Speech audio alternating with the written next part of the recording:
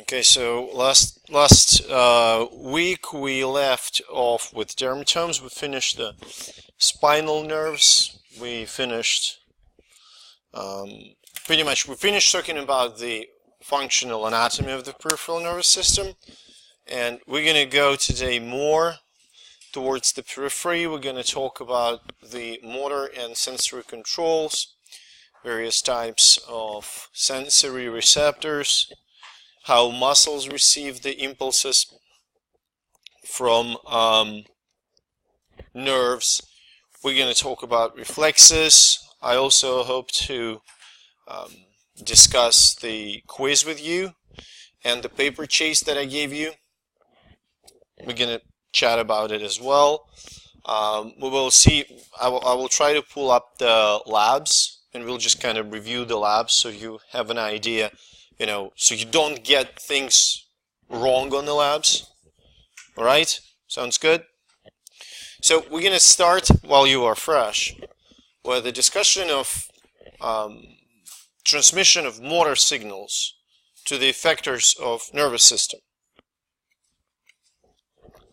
The signals are transmitted by motor nerves of different sorts. Can be somatic motor nerves, they can be visceral, and eventually those signals lead to the release of neurotransmitter. Okay, it's so-called motor endings. It's pretty much a final destination for the motor signal. It's where the motor nerve ends and the organ starts. So that's the moment where nervous system, that's the location, motor ending is the location where nervous system transmits the signal to its effector. So there are two major types of effectors for the nervous system. It can be muscles and glands. Glands are, what are the glands? How would you define a gland? What is a gland in the human body? What is it? Go ahead. Huh? Okay, they produce sweat. Let's talk about few glands, and then I want you to give me like an umbrella definition. How can you tell gland from something else? What does gland do? It secretes, yes. It secretes. Not necessarily fluids, but it secretes. Glands can produce fluids like different exocrine glands, sweat glands, mammary glands, seminal glands, I don't know, pancreas, okay? Or they can produce chemicals that are released directly in the blood, like any of the endocrine glands. And second effector is muscle. We know three types of muscles. Can you name three without looking at the PowerPoint? Go ahead, don't have to raise your hand. Skeletal, smooth, and cardiac. Which one we can control voluntarily? Skeletal. So skeletal muscle will represent the somatic, right? Somatic branch of the nervous system. While smooth and cardiac will represent autonomic branch. We also call cardiac muscles and smooth muscles visceral muscles. Why? Why are they visceral? Where can you find them? In the organs. Well, skeletal muscles preferably too, but organs, right? So you find them in the organs, in the viscera, right? But overall, any muscle is the effector, any gland is the effector. And if you think about activities of any organ in the human body, those activities can be represented by muscle and gland activities. Well, skeletal muscle isn't that hard to talk about, but let's say, think about stomach. Stomach churns the food, so it's smooth muscle activity. And stomach produces enormous amount of gastric juice, which is going to be glandular activity, right? So you can represent any visceral activity as the summary of muscle and gland. Skeletal muscle has a unique structure that innervates it. Do you understand the word innervates? Are we clear? Because I don't want to figure out during the exam that you have no idea what innervation means. Everybody is clear on innervation. Any questions about it? Yes, clear, or yes, questions? Question. When we say something is innervated, it simply means that, say, skeletal muscle is innervated. It means skeletal muscle has a nerve that reaches out to it. That's it. It's much simpler than it sounds. Does it make sense? So the structure that innervates skeletal muscle is neuromuscular junction. Hi, James. Think about the word neuromuscular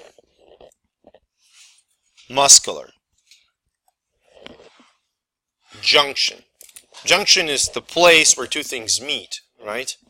Neuromuscular junction is the place where the nerve ending and the muscle fiber meet.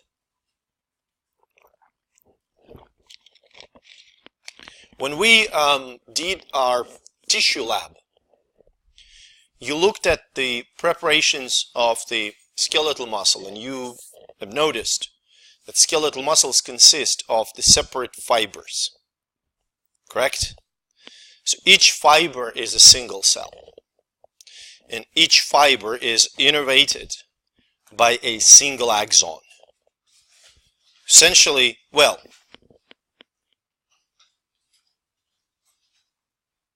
at least one axon, okay? At least one. Fiber may be innervated by several axons of the same neuron, but at least one axon. If you look at it, you will notice that the neuromuscular junction shown in the picture looks a lot like what? The S word, between, like synapse, yes. So essentially it is a synapse. It is a synapse between the neuron and the muscle fiber.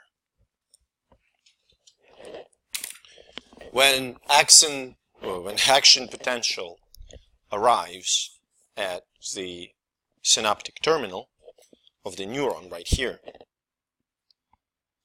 by a mechanism that you already know, opening of voltage-gated calcium channels, influx of calcium, and fusion of the vesicles to the membrane, acetylcholine is released in the synaptic cleft. Sometimes it is called synaptic trough of neuromuscular junction. So far, it is not different from neuron to neuron synaptic transmission at all. So what type of synapse that is? Is that a chemical synapse or electrical one?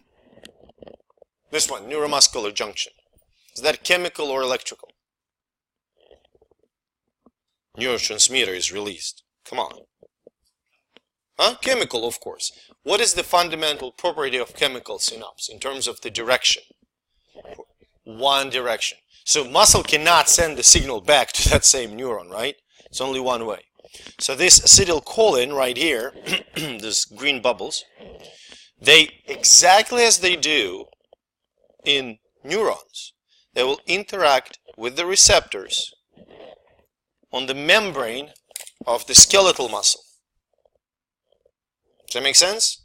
And they will open the channels on the membrane of the skeletal muscle. You can see those channels.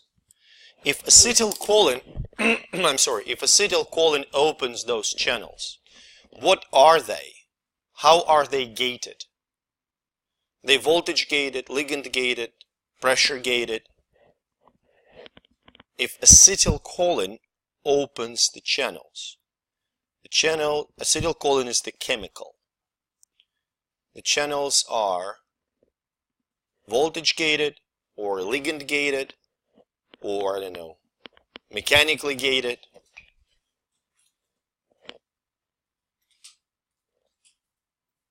Are they voltage gated? No. Is there any mechanics involved? Pressure, I don't know. No. So what are they? Ligand gated. Okay? Remember, we talked about receptors before. I will remind you over and over again. It's one of the fundamental concepts in all cellular biology. If you have a receptor on the surface of the cell,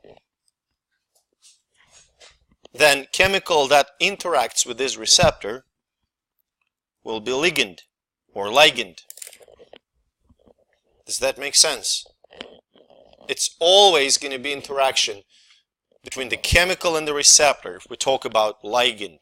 If we talk about receptor, we say receptor for glucose, means glucose will interact with a certain molecule. Does that make sense? Good. So, opening of those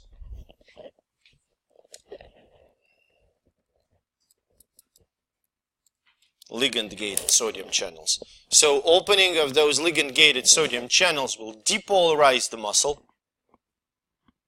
and you're going to have a contraction. Does that make sense?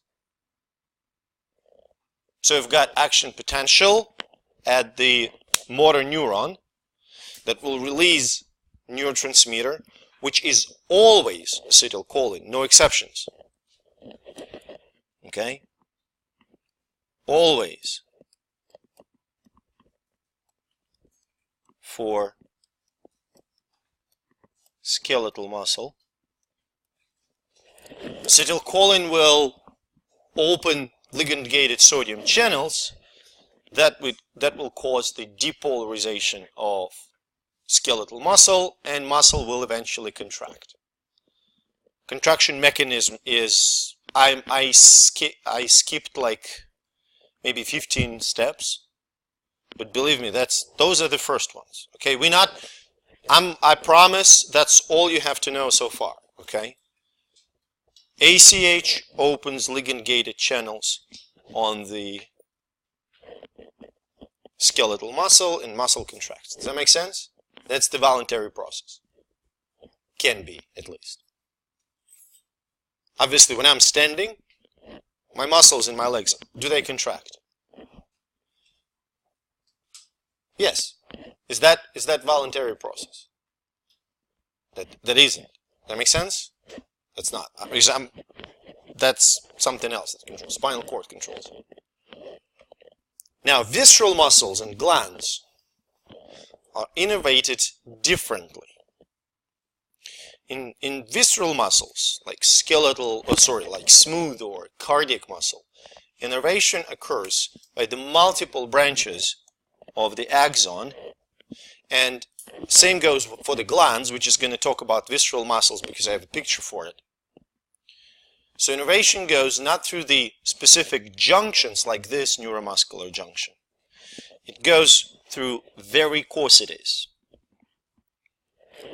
So varicosities are sometimes called synapses en passant, which, if you would look at it, what can you say about each varicosity? Look at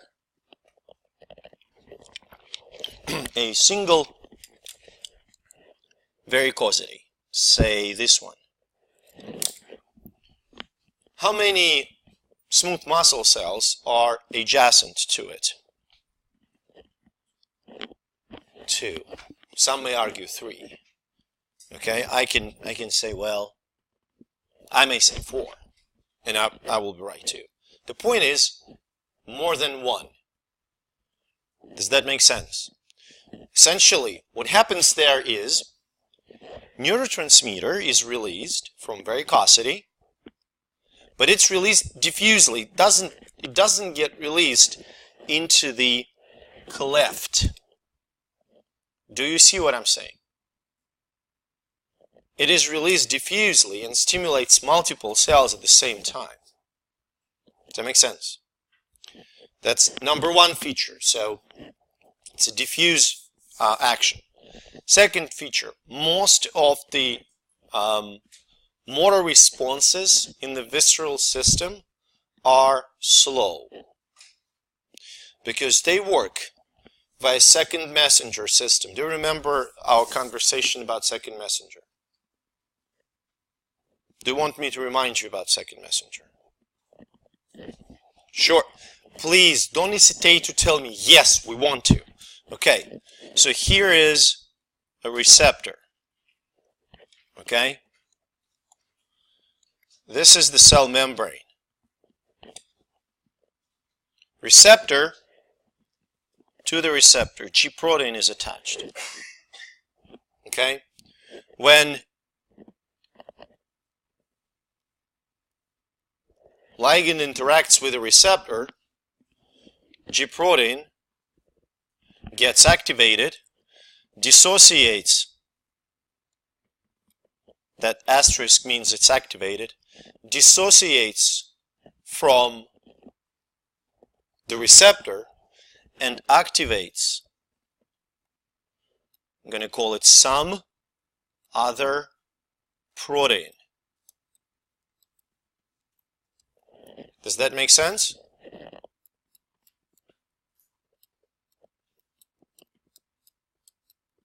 It activates some other protein. Now, some other protein isn't just, a random thing that just floats around in the cell. One of the very common mechanisms, for example, this specific part isn't going to be on this exam. I'm just giving you an example. There's a protein called adenylate cyclase. It produces the molecule called cyclic AMP from ATP. Cyclic AMP in this case will be second messenger. Does that make sense? I always compare it to this. Think about this. You're about to go. Okay. You come from work and you need to go to the grocery store. So you park by your house. You realize you forgot the discounting card, like the store card. You go to Giant Eagle. So you forgot Giant Eagle card. Okay. So you park by your house. You enter your house and you grab the card. Can you do that? Sure. Is it going to be fast? Yes. Now, another option. You park by your house. You open the door and you don't want to take off your shoes, so you yell at your brother, hey, come and grab me the card. So your brother goes and grabs you the card and brings it back. In this case, your brother is the second messenger. Does that make sense? It's going to be slower. So it's sort of it's not perfect analogy, but it kind of shows you the idea. So second messenger systems compared to ion channels. Which one is faster? Which one is slower? Ion channels are faster, right? But think about this. If you manage to produce the second messenger system, if you happen to activate second messenger system, this cyclic AMP can activate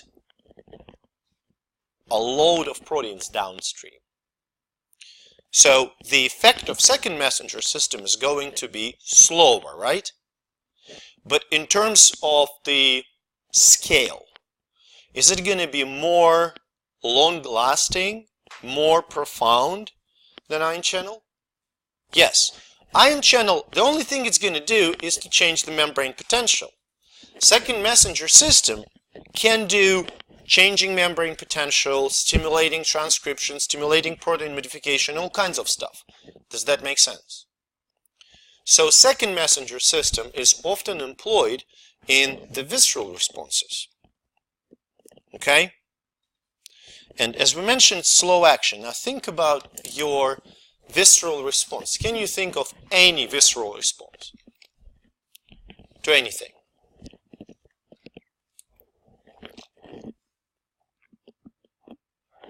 Heart rate, okay. When you get excited, okay, in any way, your heart rate increases. Can you notice how it goes up? Yeah, so it happens in the conceivable period of time. You can actually realize that in several seconds, sometimes minutes, it goes from 60 BPMs to, I don't know, 120. So it's a slow response. Does that make sense? In fact, all visceral responses are relatively slow. Your vasodilation or vasoconstriction is slow. When you get exposed to the heat, okay, or you step out in the cold. When you just step out in the cold, like imagine just for a second, you in your underwear and you jump out in, I don't know, like 0 Fahrenheit outside. Initially, you're going to be fine. And then if you stay long enough, you will get pale, you know, then bluish, then you'll die. So vasoconstriction happens slowly, right? Shivering happens slowly because there's no need in immediate response. Does that make sense? So you have to clearly understand that skeletal muscle response is mediated by the acetylcholine, and it's very quick response, and it's by depolarization of muscle cells. It's ion channels. While the visceral responses are slow, they're mediated by the second messengers. Okay? Do you see the difference? Okay? Please remind me, the receptors that these ion channels, this ligand-gated channels, there are two types of receptors. One type of receptor opens and closes the ion channels, another type stimulates second messenger. Do you remember the names?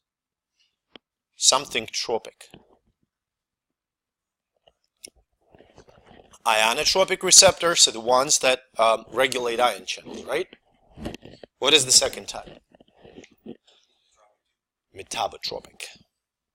Remember, metabotropic receptors that regulate second messenger system. Any questions? We're good? Moving on.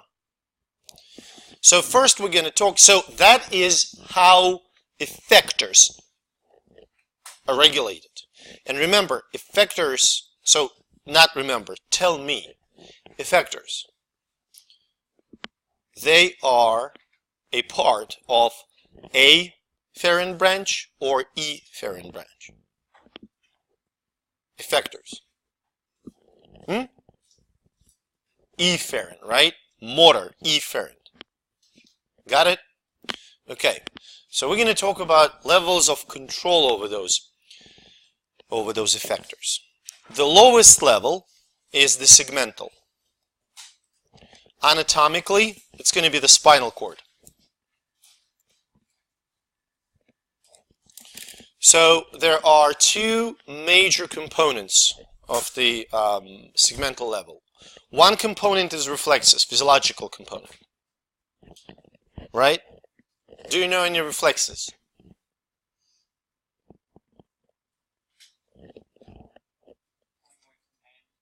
Okay. Yep. It's going to be flexor reflex. Have you been tapped on your knee ever in your life? Knee jerk reflex. Okay. If you ever observed a baby, babies have a wonderful reflex that is called Moro reflex. Baby lies on his back or her back. You tap on the baby's belly. What does baby do? Like really little baby. It's that zucchini development stage. That's called Moro reflex. It's really hilarious to do that. So that's one thing, okay? The reflexes. Automated movements. So we were talking about somatic reflexes, right? Skeletal muscle. Skeletal muscle. Knee jerk. Skeletal muscle. There are visceral reflexes that are circuited through the spinal cord as well.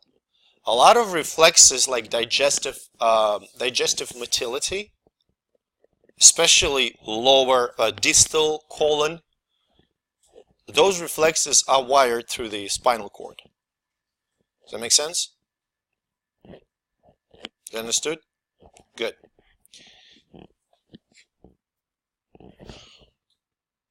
Central pattern generators. That's another sort of control level. Central pattern generators are responsible for repeated motor activities. Those motor activities that do not require the conscious input. What can you think of as the repeated motor activity without conscious control?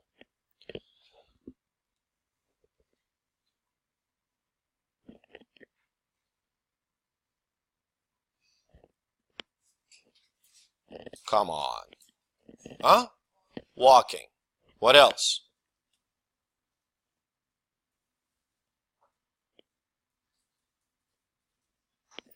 Seriously? What else do you do with your legs? Running. Not only legs, but hands also. Arms. Swimming. Any sort of repetitive motor activity. Riding. Okay? So those things do not require, those are repetitive activities. Now think about this. Can you start to control them consciously? Yes. Like when you run, you can change the posture.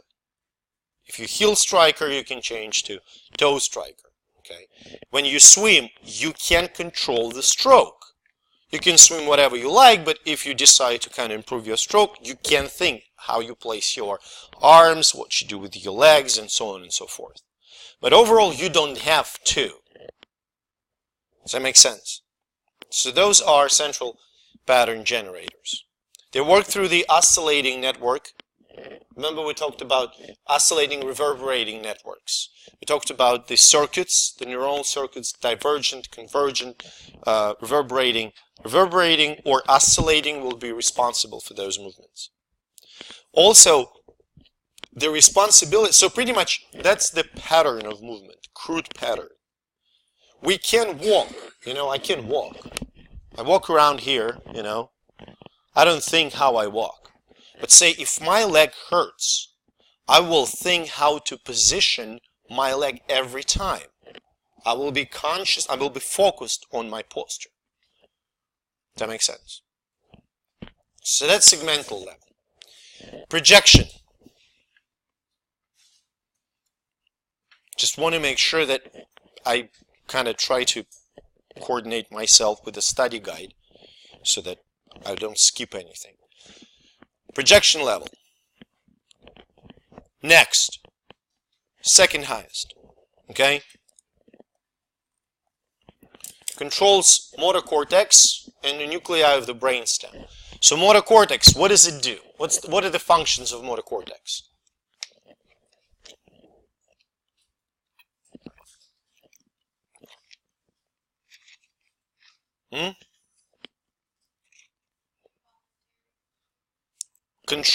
Direct control of voluntary movements, right? Pyramidal pathways will deliver those controls from motor cortex to the muscles. So it contains both motor cortex and those pyramidal pathways.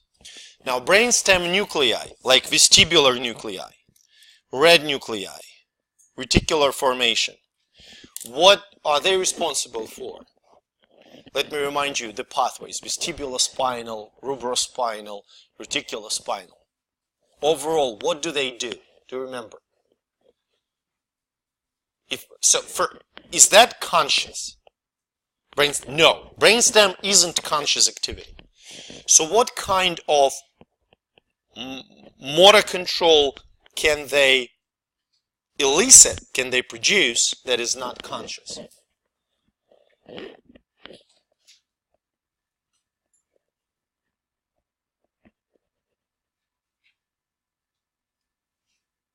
Is there any skeletal muscle activity that is unconscious? Balance, posture, right? Muscle tone. So all those things will be transmitted from the nuclei in brainstem, like I mentioned, vestibular nuclei, red nuclei, reticular formation, and they will be transmitted via extra pyramidal pathways. okay, indirect pathways. Not only this, they will also elicit control over the reflexes that are controlled by the spinal cord.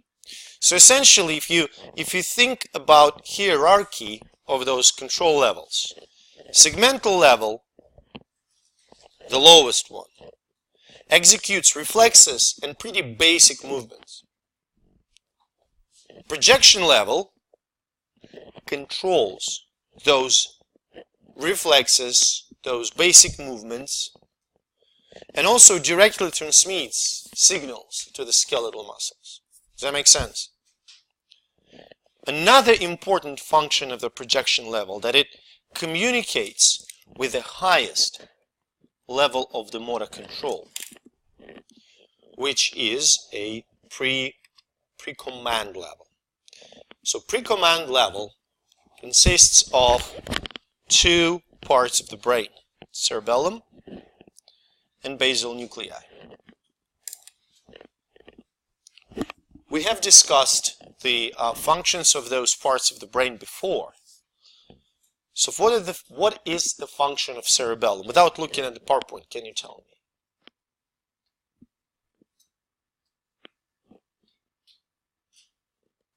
Okay, what if somebody gets hit in the back of the head and this hit damages the cerebellum? What's going to happen to the person? The person will appear what? Uncoordinated, clumsy, right? So cerebellum refines the movement patterns. Does that make sense? What about basal nuclei? Remember we were talking about the diseases of basal nuclei. What are the two diseases of basal nuclei? Parkinson's and Huntington's. How did we describe Parkinson's in pretty much like one statement? Too little movement. Huntington's is too much movement. So basal nuclei normally inhibits your movements. When inhibition is released, you can move. Does that make sense? So both cerebellum and basal nuclei are the ultimate planners of your motor activities. Does that make sense? Okay. Now, if you would look at this flow chart right here, you will notice that cerebellum and basal nuclei exchange the information with the projection level, essentially with the motor cortices. So they do two things. First, they plan the movements. They produce the responses. Okay, they produce the patterns that motor cortices then execute. Does that make sense? Not only this, they have, when they plan those movements, they have to receive the information. Where's that? They have to receive the information from projection level about what is planned. So if you would look at the activity of cerebellum, what it does. First of all, it receives a bunch of sensory inputs from organs of balance, like vestibular organs, somatosensory organs, proprioceptors about the position of body in space, visual receptors from your retina. Then it all gets integrated, okay, and then patterns, movement patterns, are relayed to the motor cortex via thalamus. Does that make sense? Cerebellum is also responsible for the maintenance of balance and posture. This will be transmitted via nuclei of the brainstem, like the red nucleus or the vestibular nucleus. Does that make sense? Now, basal nuclei gets information from all parts of the cortex, okay, and then produces the response that goes into the prefrontal and premotor cortex. What's the function of premotor cortex? not only inhibits, premotor cortex, sorry, I got thrown off. Premotor cortex.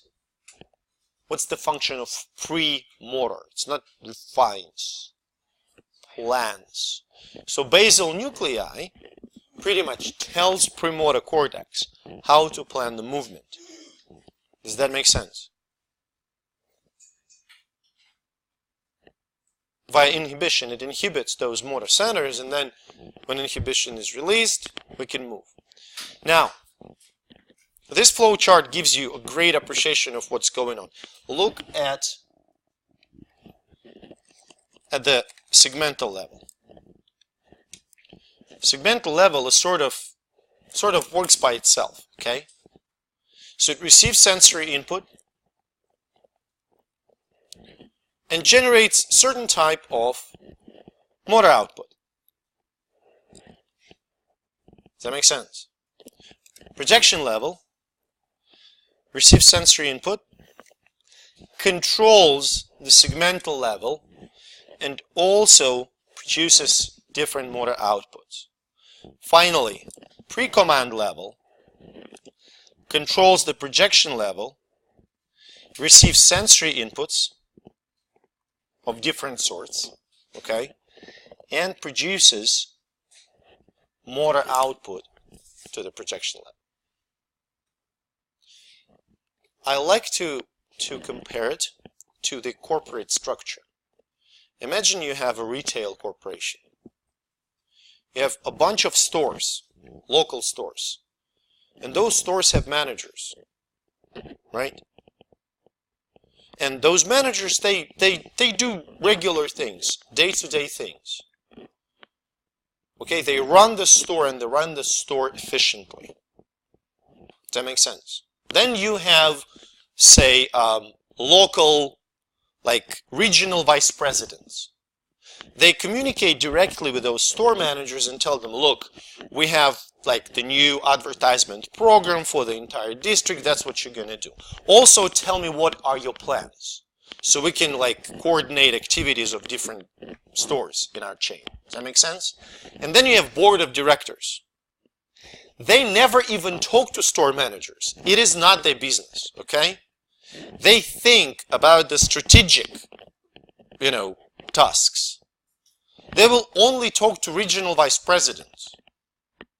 Okay? They do not decide how many, how many janitors are needed in a certain store. It's not their job. They do different things. Same goes with the motor controls. You have local controls, like lower level controls, that are dealing with the simpler movements. Then you have projection level, that plans voluntary, more complex things.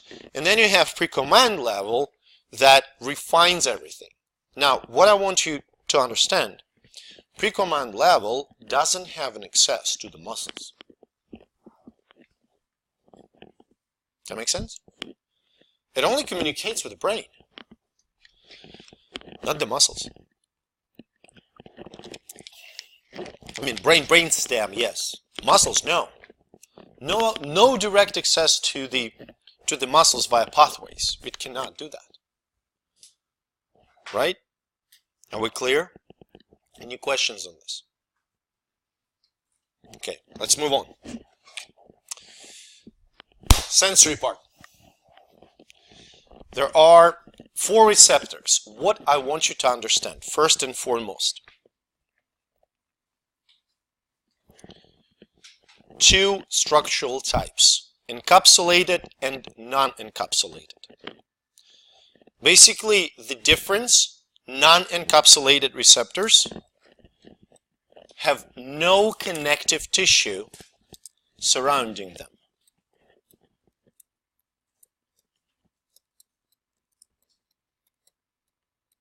No connective tissue capsule. Are we clear? Obviously, encapsulated receptors do have connective tissue capsule. Is that understood? Another terminology part that you will find on the exam, I promise. Exteroceptors and interoceptors. Do you understand the difference? What is the extrareceptors? Where are you going to find them? Skin and subcutaneous layer. Interoceptors, where are you going to find them? Organs. Proprioceptors.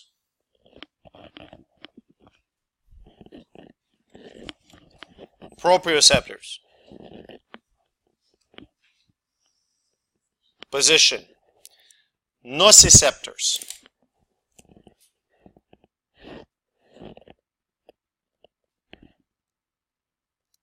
Pain. Most important, pain.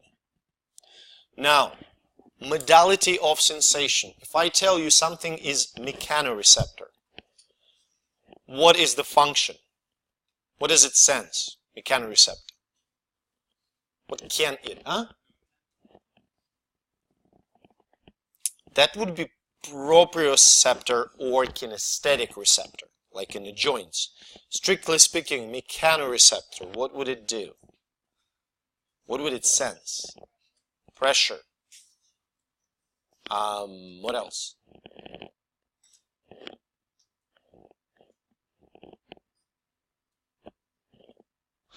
Sort of a movement, but slightly different movement. Not like body movement.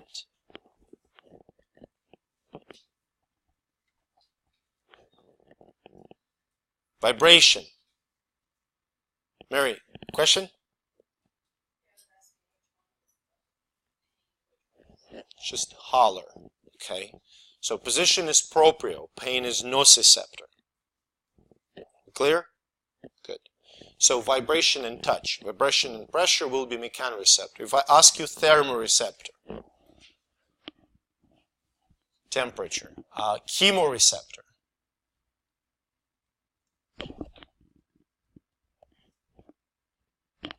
what does it sense? Chemoreceptor. Chemicals. Itch, yes. Actually, itch and pain are often mediated by the same chemicals. Okay?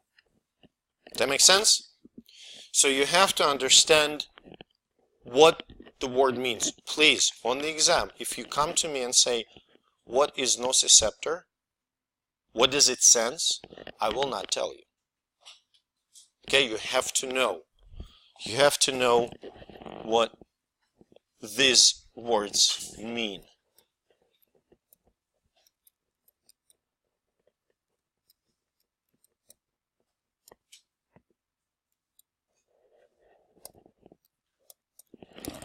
Am I explicit enough about this? Good. So non-encapsulated receptors. Okay, we have three types. The most abundant are free nerve endings. They are essentially free nerve endings. They can be found everywhere, pretty much, okay, in practically any body tissues. Most dense in the connective, like ligaments and tendons, okay.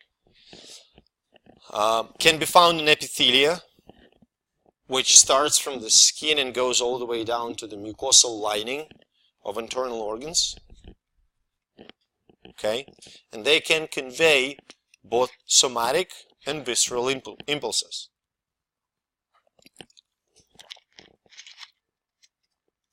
They can sense virtually everything, starting from pressure and ending with chemicals that cause pain.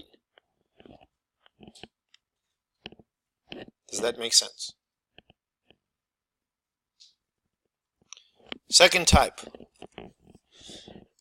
Merkel discs, the part of the Merkel cell. Where can you find Merkel cell? Stratum basale of... Where is stratum basale?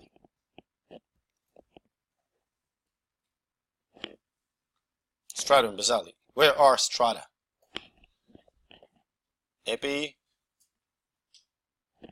Epidermis, right? In the epidermis. So those Merkel cells can be found in the epidermis. They are strictly mechanoreceptors. so they sense pressure. Hair follicle receptors, those are nerve endings that surround the hair follicle. You know, when if you will move the fingers next to your skin, not touching the skin but touching the hair, you're gonna feel it. Think about this: hair, like single hair or many of them, are they alive? No, they're dead, right? It's a dead tissue, so they cannot possibly sense anything. What you feel when you move the hair, when you like deflect the hair, what you feel is the change of the action potentials, frequency of action potentials in these hair follicle receptors. Does that make sense? So those are three non-encapsulated receptors, sorry. Encapsulated receptors, they have 6 types. Tactile corpuscles, or Meissner, they are mechanoreceptors, and they're going to be found in the dermis. And not just dermis, dermal papillae is the upper part of the dermis, very close to the epidermis, right? It's like almost on top of the skin. Does that make sense? And if you would look at the distribution, nipples, genitalia, fingertips, feet, eyelids, what's common between those parts of the body? Nipples, external genitalia, fingertips. What are they? They are very sensitive. Does that make sense? So that's where the receptors are. Now these guys are sensing very light sensations, so they're very discriminative. Discriminative touch, light pressure, okay? Pacinian corpuscles. Also, you see the encapsulation, the connective tissue encapsulation in this too. Well, lamellar corpuscles. These guys can be found in the upper skin, superficial skin, in the dermis. They can be found in the deeper skin, hypodermis, subcutaneous layer, and also in a bunch of structures inside of the body. So they're not only extraceptors, they're also intraceptors. Periostea, periostea. Can anyone decipher the name? I'm going to teach you like Latin. Peri means around, ostea, bone, around the bone. Does that make sense? That's the connective tissue that covers every bone in your body. When you have shin splints, these guys send the signal. Okay? So, periostea, mesentery, connective tissue that links all your intestinal parts. Tendons, ligaments, joint capsules. Again, you're going to find them inside, but also they are going to be abundant on those very sensitive areas of the body, nipples, external genitalia, fingertips. Okay? These guys are responsible for sensation of deep pressure, strong pressure, crude touch, high frequency vibration. The third part here, the third receptor, are bulbous corpuscles. They are located in the joint capsules, deep in the dermis and hypodermis. These are mechanoreceptors and proprioceptors, and they feel very deep pressure and a strong stretch. Now I want, before we move on to the next 3 types of receptors, I want you to try and track a certain pattern between the Merkel discs, Meissner corpuscles, Pacinian corpuscles, and bulbous corpuscles. So look at the Merkel discs. Where are they? Epidermis. Can you show me epidermis? Yeah, your skin, right? It's like very surface. That's where they are. What do they feel? What do they sense? Light pressure. Okay, keep it in mind. Let's go to the masonry corpuscles. Where are they? Look at the slide, it's fine. The very first statement. Right under the epidermis. Still at the very top, right? Very superficial. What do they feel? Light pressure. Keep it in mind. Still light pressure. Go to the lamellar corpuscles. Where are they?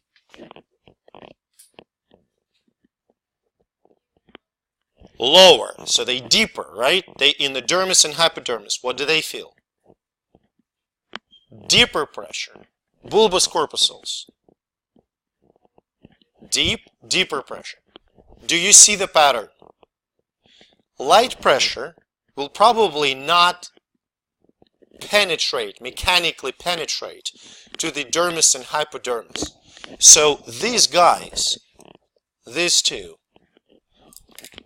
just will not get stimulated. Does that make sense? On the opposite, crude pressure, strong touch, will be out of the range of sensation for masonry corpuscles, but will be just perfect for lamellar and bulbous. Do I make sense here? So you can see how it's kind of neat how structure relates to function, positioning relates to function. Does that make sense? The last three, muscle spindles. We're going to talk a lot about them. Muscle spindles are located in muscle. Okay, the proprioceptors, and they sense the stretch of the muscle. They are in the skeletal muscles. Tendon organs, located in tendons and responsible for sensing the stretch and the tension, the tendon and the muscle, mostly tension of the muscle.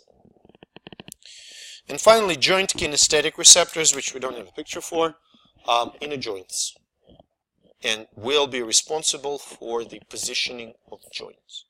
Also, they are nociceptors.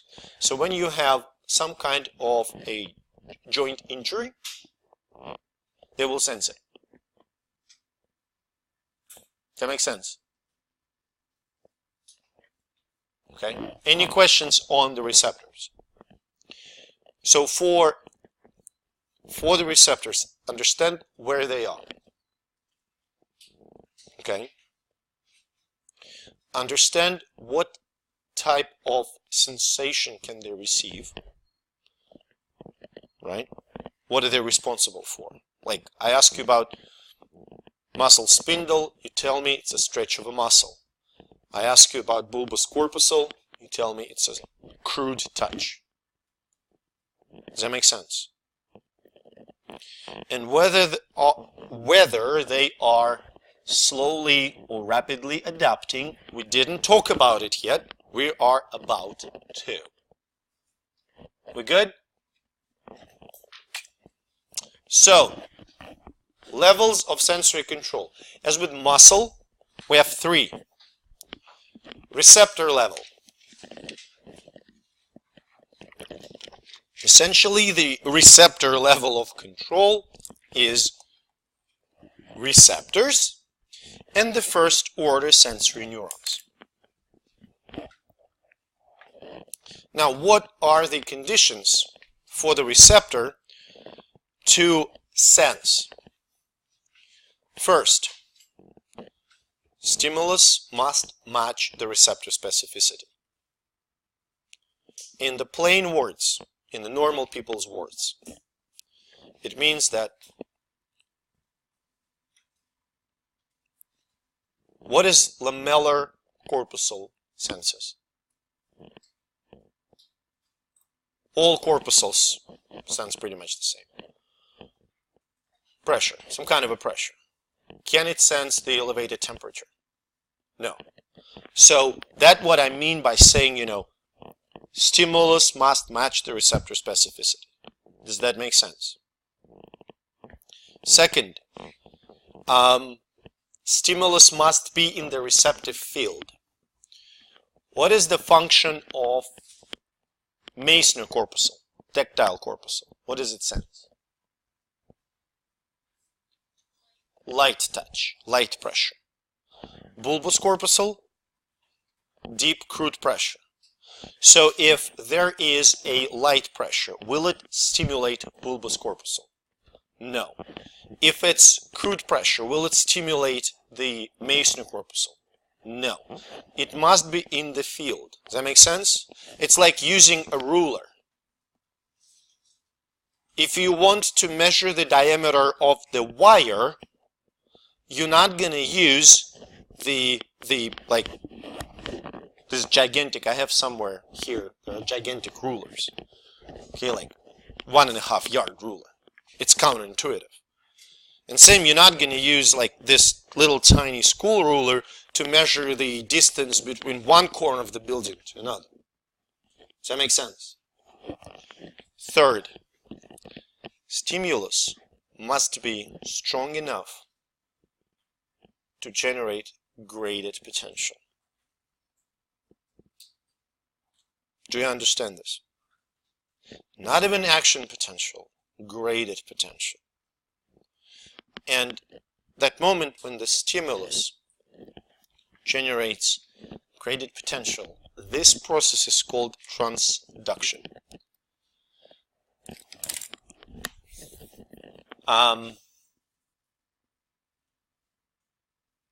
This is pressure, right? It's pressure.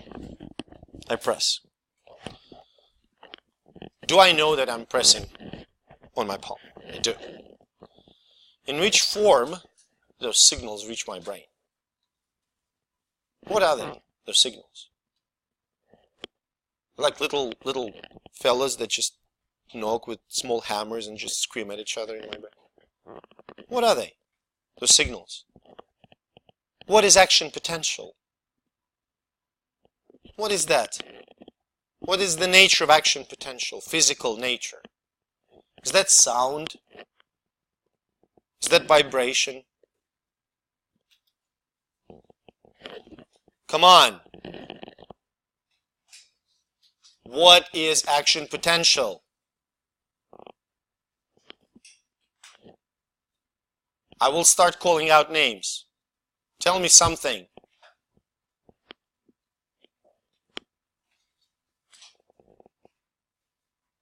What is action potential?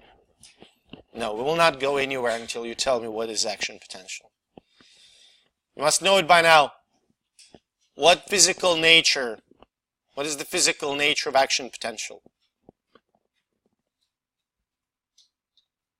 Again, is that a sound?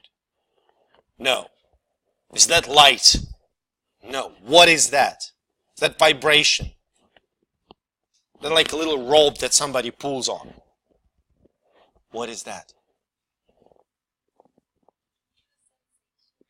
Yes. Sensation, motor control. Never mind. Nervous signal. What is that? What kind of signal that is? Is that sound? It is not. What is that? You can measure it when you put electrodes on a person's head. What is that? Electrical. Finally, it's electrical signal, right?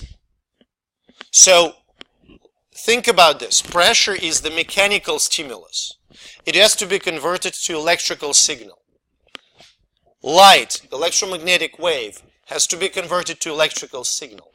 Sound, mechanical wave, has to be converted to electrical signal. Every time the stimulus is converted to electrical signal, this is called transduction. Does that make sense?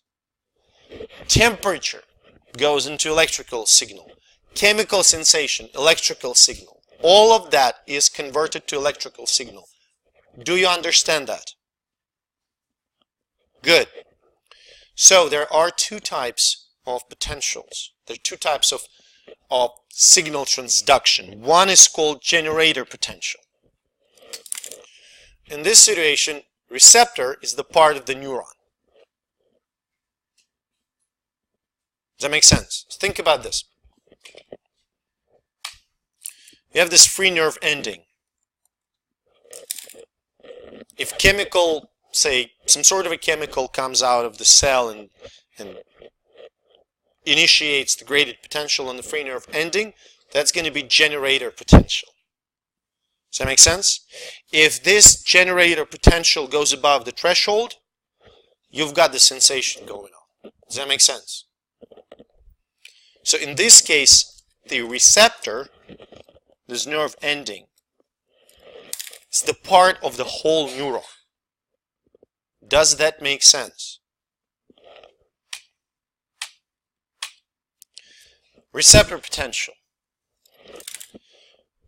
You have receptor. That's a separate cell. On that separate cell, on this receptor, the graded potential is generated. That graded potential leads to the release of neurotransmitter. Neurotransmitter initiates the graded potential on the sensory neuron. Does it make sense? And then, if the graded potential on the sensory neuron is high enough to cross the threshold line, you've got a sensation. Good example for it would be hearing. I will make you, it's not going to be on this exam, okay? It's going to be on the next. I just want to give you an explanation. Think about this. In your ear, you have so-called hair cells. They respond to sound. When there is a sound, hair cells release neurotransmitter, glutamate. The louder the sound, the more neurotransmitter they will release. Do you follow me? If the amount of neurotransmitter is high, graded potential that is produced on the downstream neuron will cross the threshold and you will hear the sound. Does that make sense? They will respond to the sound, to the vibrations of the air, no matter what. They will.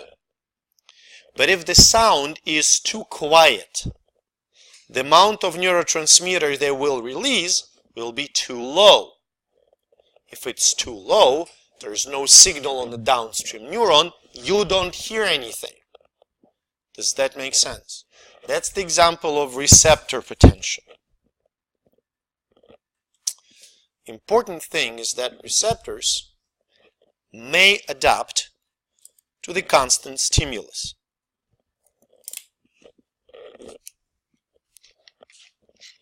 Does that make sense?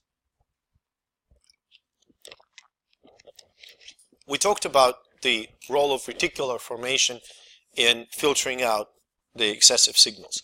Same happens at the levels of receptors. Okay? It's warm here. Okay? It is. It's fairly warm.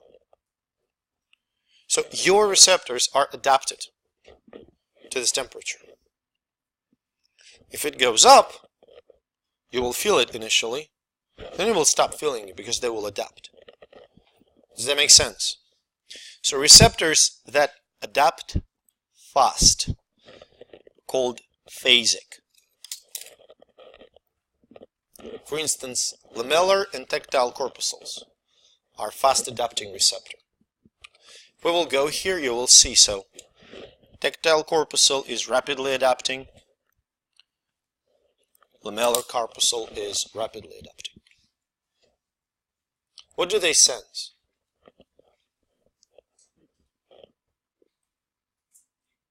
Touch of different sorts. Not too deep of a touch. And they are located in the skin. Okay? Now if we get to the, say, bulbous corpuscle, what you're going to see is that it's slowly or non-adapting. Because its function is very crude touch, okay?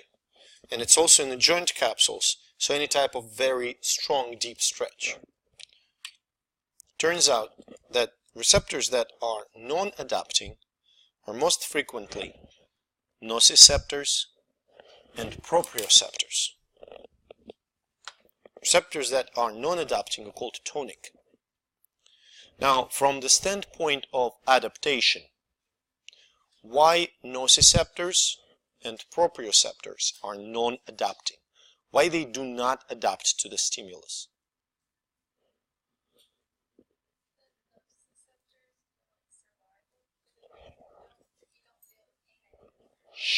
Exactly, because you have to be aware of the pain.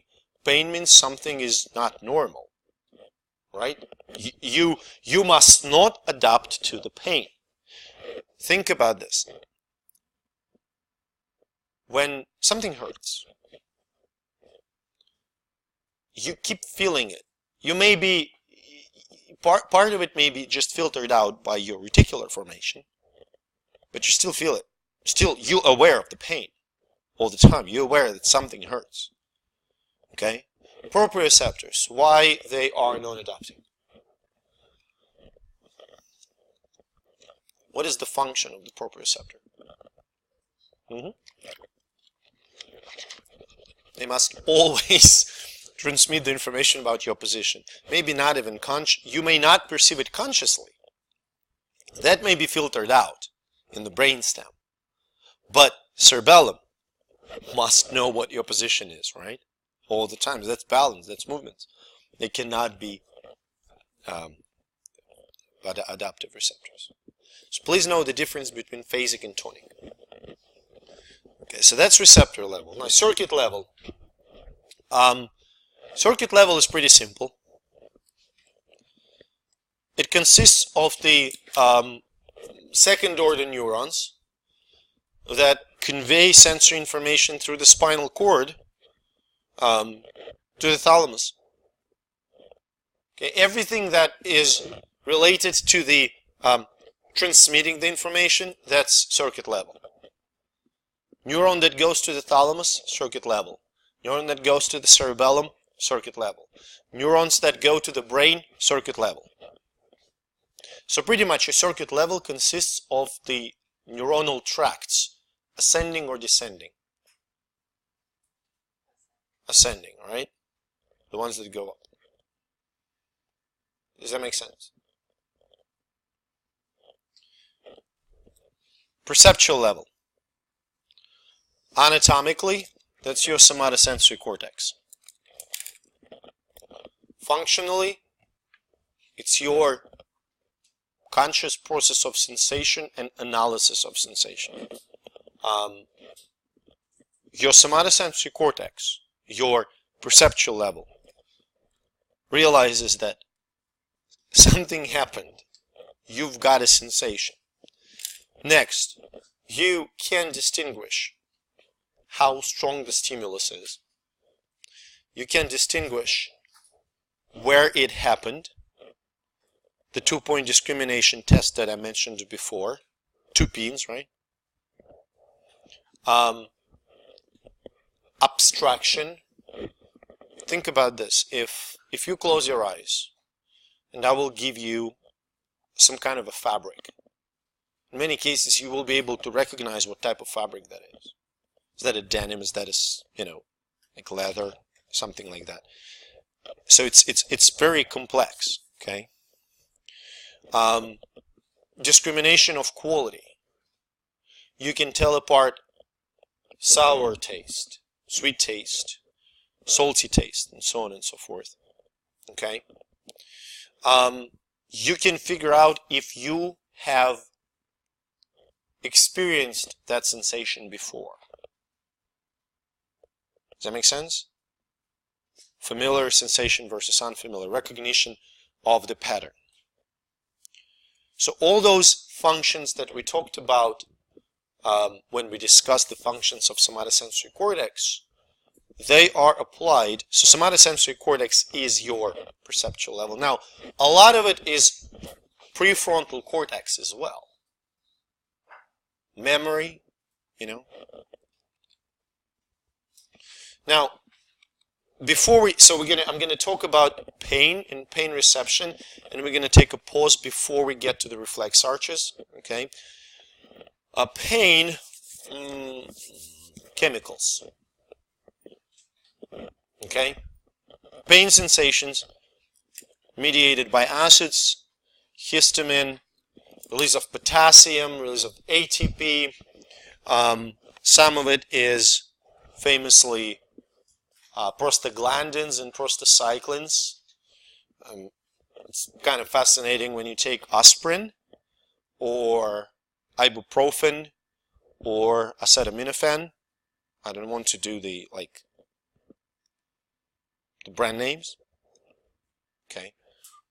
What happens is your prostaglandin receptors are inhibited. Release of prostaglandins is inhibited, which brings down the pain sensation and brings down the fever. They have two functions. Okay. It also affects your digestive system, by the way. Now, there is an acute pain and the dull pain.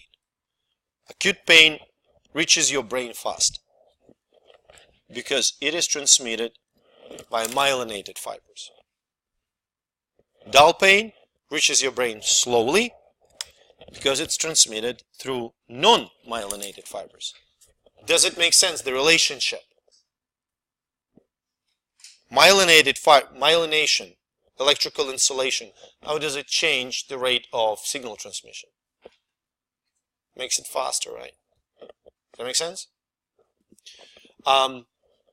When did you experience lack of pain when you are stressed?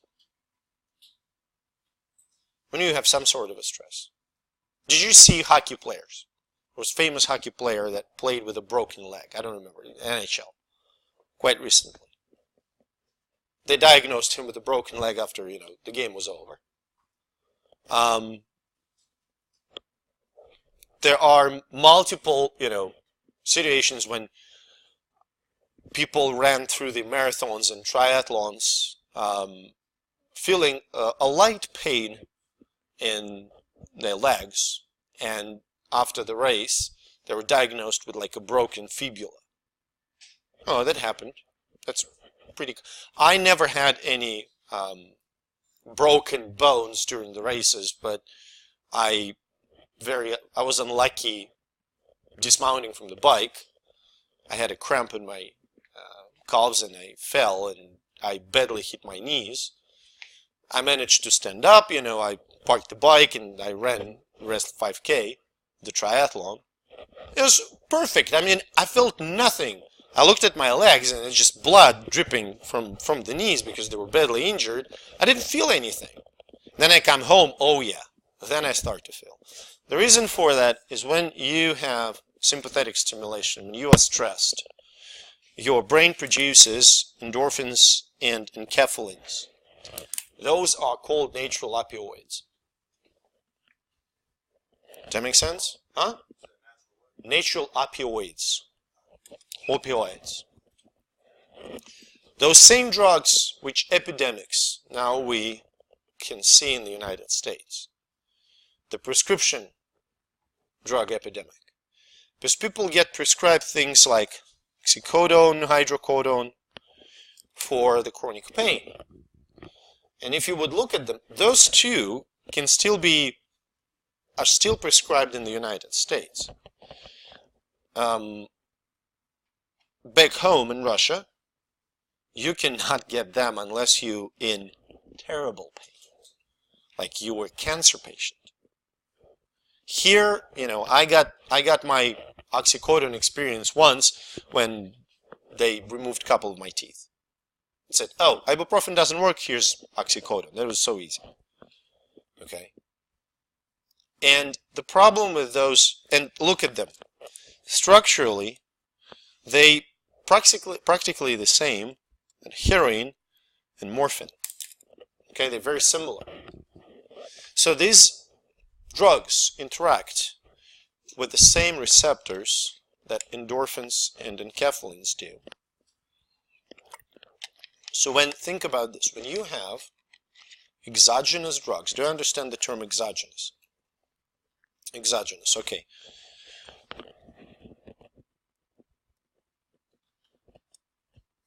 Exogenous from outside. Endogenous. What does endogenous mean then? From the inside.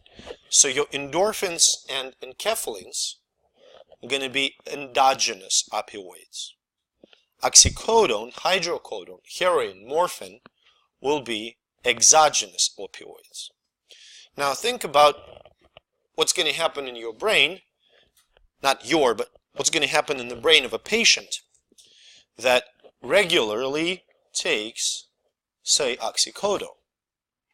Oxycodone will react to alleviate the pain, don't get me wrong, to alleviate the pain. Oxycodone will interact with the same receptors as endorphins and enkephalins do. Does that make sense? It will decrease the pain. What's going to happen to the production of endorphins and enkephalins? What do you think? It'll go down. Look, if your brain has constant exogenous input of opioids, why does it have to produce its own? Its own opioids are going to cease.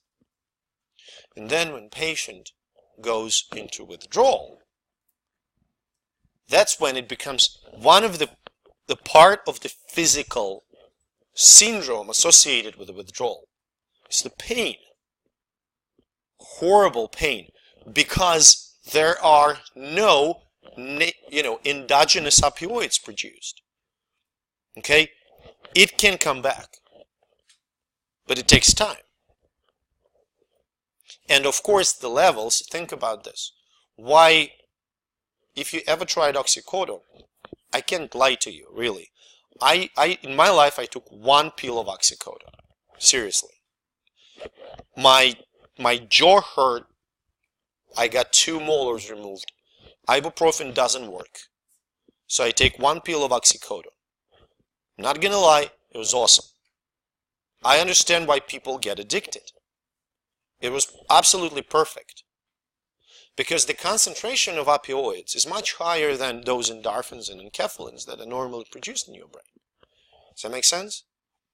So you cannot possibly reach that level.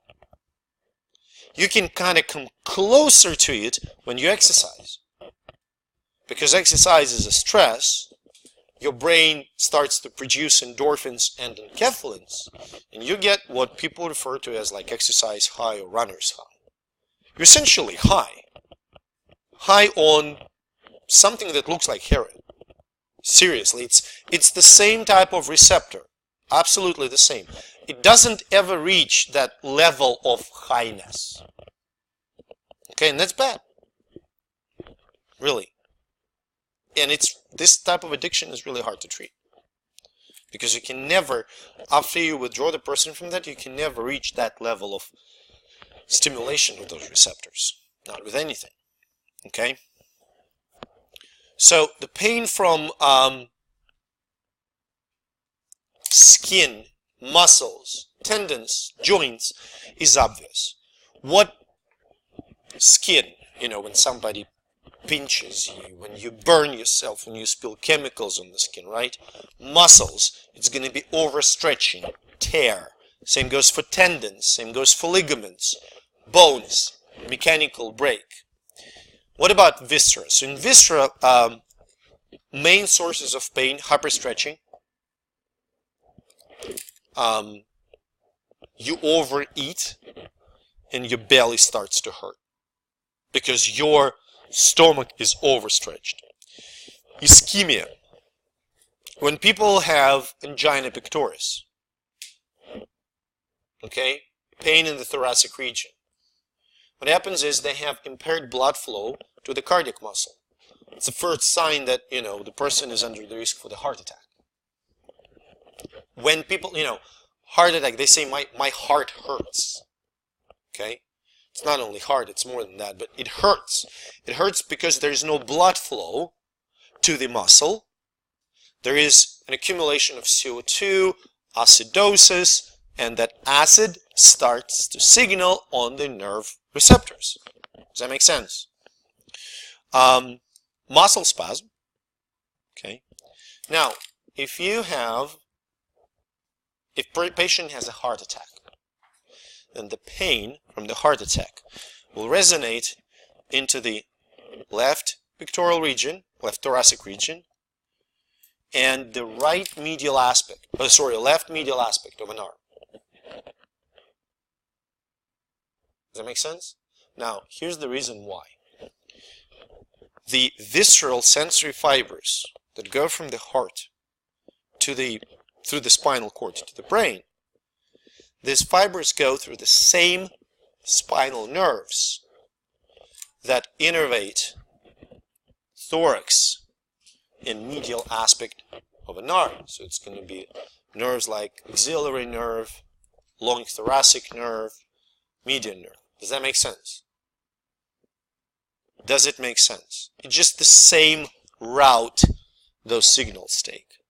That's why your brain perceives it as the pain in the arm and in the thorax.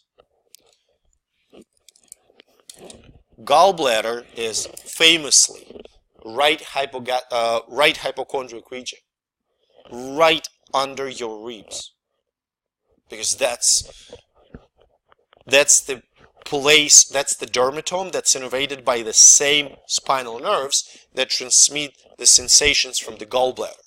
Okay? Pancreas and stomach, it's going to be epigastric region. Small intestine, epigastric and umbilical. Okay? Appendix, famously, right iliac. Kidneys will project sensations to pretty much the lower trunk and upper end of proximal end of the lower extremities. That's what we call perceived pain. Does that make sense? Okay. Now, some people experience things like chronic pain and hyperalgesia. Hyperalgesia is pretty much an amplification of the pain. It is somewhat related to the phantom limb pain, and you will see how. So what happens if the person experiences the pain or the bouts of pain repeatedly over a long period of time, the spinal cord of that patient can learn the pain sensation, like memorize it, and then can replay it over and over again. And if this replay of the pain,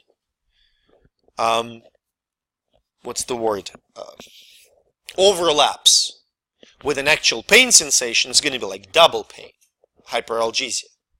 Does that make sense? Phantom limb pain is when the spinal cord perceives the pain from non-existent limb, usually as the result of amputation, right? You watched that the TED Talk by Vijay Ramachandran, but he didn't really mention one of the basic mechanisms, how phantom limb pain is generated. Think about this. When the person gets the arm amputated, person receives anesthesia. And anesthesia blocks which level of perception? General anesthesia.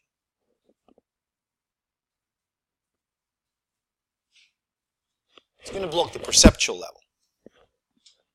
So your brain will not receive and will not consciously process the sensation of pain. Does that make sense? Now imagine somebody is getting the leg chopped off. Will the signal, sensory input, go to the spinal cord? Yeah, why not? It will still go to the spinal cord, right? And all those sensory impulses will go through the spinal cord. They kind of walk through the spinal cord, reach the brain, and there's a door. The transmission is blocked. Okay. There's another impulse, and another impulse, and another impulse, and multiple impulses, while the saw goes through the tissue and the bone. Does that make sense? And then the leg is gone. But the spinal cord learned that repetitive impulse from the leg. And it keeps replaying it. Because it now memorized. It's a memory, essentially, sort of a circuit. The circuit is created in the spinal cord. Circuit that replays the pain sensation. So in order to prevent this, which part of the CNS do you have to block now? CNS. Spinal cord. Can you do that? You can do it with epidural anesthesia. Right? So you block circuit level. It never actually goes to the projection. Spinal cord is blocked, you're fine. That actually helps to alleviate to prevent the formation of phantom limb pain.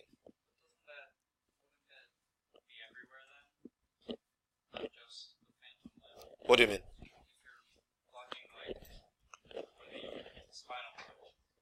You block the entire transmission through the spinal cord.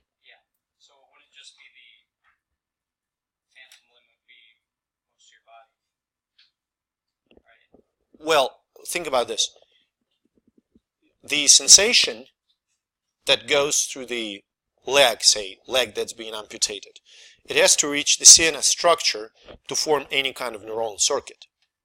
If CNS is blocked at the entrance, essentially at the spinal cord level, then the signal doesn't go anywhere farther than peripheral nerve. So it doesn't form any sort of the circuit. So it doesn't reach anything, and it just the leg is gone, and there's no memory about it. Does that make sense? So it doesn't reach any other part of the body. There's no communication between peripheral nerve here and peripheral nerve here. They're independent. Does that make sense? Did I answer? Yeah. Good. So we're going to take a break now. When we will come back, we'll review the